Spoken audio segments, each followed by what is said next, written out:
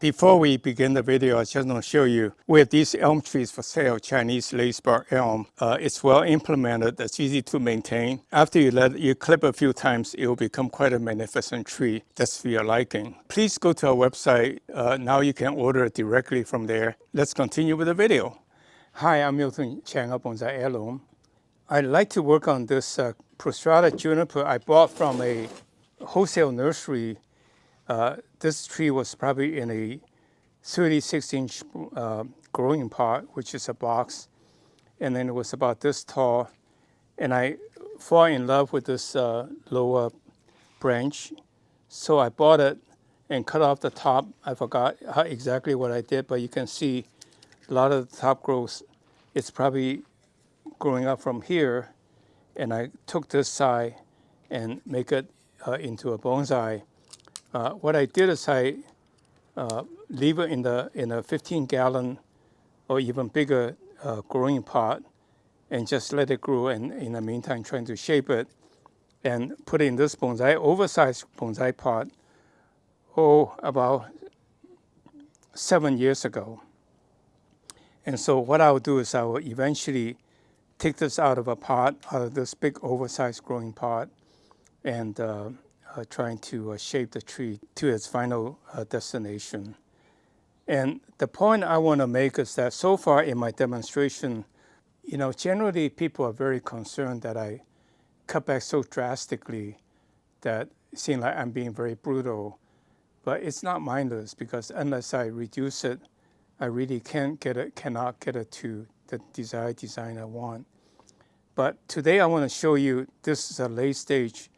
After doing the drastic cutting, let it grow and do drastic cutting several times, now I'm ready to do the fine tuning to form the paths.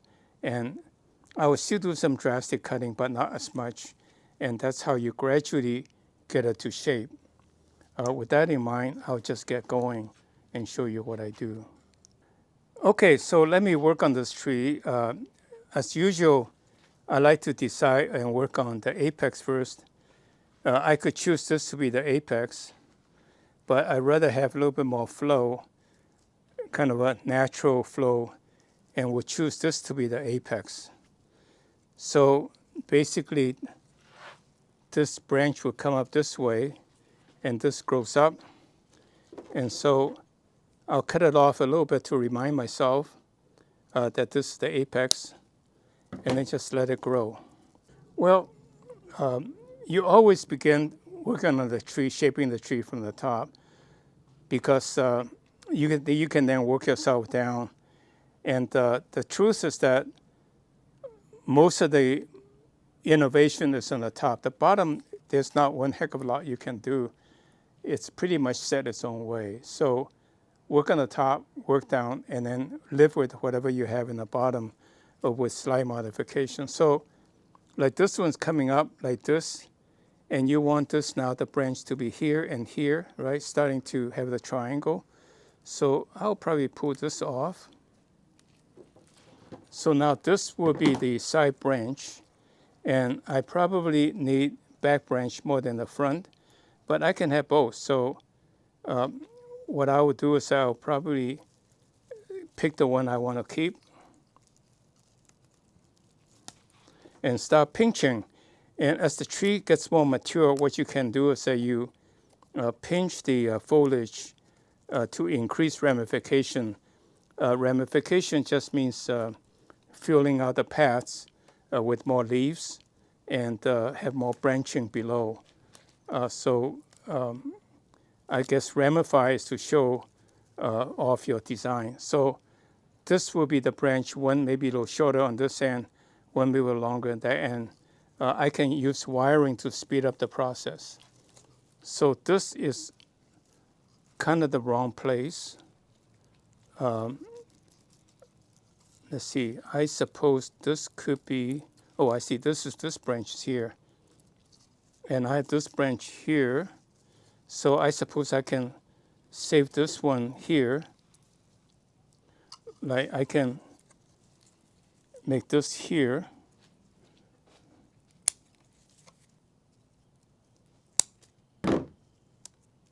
Again, I do less cutting, but more by pinching. In the case of juniper, if you pinch the bottom off, and then the top a little bit off as well, then pretty soon you form the pad very quickly. Became very obviously where to pinch off next when you pinch it again. See, you just pinch off the bottom because you don't want the bottom to be growing. And the pad begin to form naturally. Well, I hope you enjoyed the video so far. We got a lot more going on. This is about halfway. Please click like if you like my content, and subscribe to our channel, tell a friend, and more importantly, go to our website and sign up to become our VIP for goodies. So like right now, this branch is sticking up a bit. I'm not worrying about it. As time goes on, the weight will pull it down. And if it still doesn't do it, then I'll just come around and wire it to pull it down. But then the pads will already be forming. I'm peeling off the bottom and then flatten the top. You want it to be shorter, you pinch it off. That's why it's very quickly get to your design goals. So deciduous trees and evergreens are really the same. What you do is you utilize the natural curve of the tree, and you can change much. Then you do drastic cutting to make the greens to accentuate the design. And then I cut and grow the leaves, the needle in this case, to shape. After 5 cutting, they will look pretty decent. So it's a little bit over a year, 2 years. So like this branch, I cut it. And, like this branch, I use this natural curve. At this point, it's really getting too long. So I just cut it off and start pinching. And the next time I'll pinch again. Next time I'll pinch again. Like this, this really wants to be flat. So this is some growth, so I cut it here. So this will grow out this way. I'm not sure what to do with this tree, but maybe wire it to be like this. So with that in mind, I cut it a little bit flat to let it grow and then decide what to do next time. But pull off the bottom, because that I never use. Like this is almost better to be let it be chin, but it's dramatic to have kind of all dead, and then here it's a little bit of a growth. Yeah, this is way too long. And then this one, like I said, like the deciduous tree, you like it to grow out this way, you like it to grow this way. So you just cut off this one. You can see now you're forcing this branch to go this way. So you got that nice little curve this time when you clip it. And you can do the same again the next time. And over time, you'll have this nice curve without wiring. And it's natural looking because that's what natural growth tendency of growth, not contrived by wiring totally. Like this again, it's kind of a nice curve, dead wood. And I don't want it to go this way. I like a nice little curve. So I cut off the top to enforce the growth sideways, and then I can pinch it again as I fill it out the next time. Now this is the last branch, then I'm done. Like again, this is a kind of a dead branch, interesting feature. Whew, and then it comes out the green. You think it's dead, but it's not. So this is kind of a challenging decision. You don't want to be too contrived. So this is the natural flow. And just to be different, this one's coming up like this. So this is done.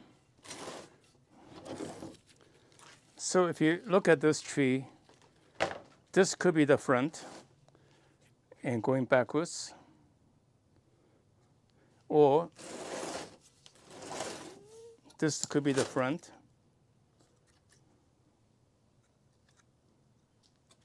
But I think this is the front. See, this is a nice curve going backwards and coming up, and this is the angle. So today what I've done is I work on this very old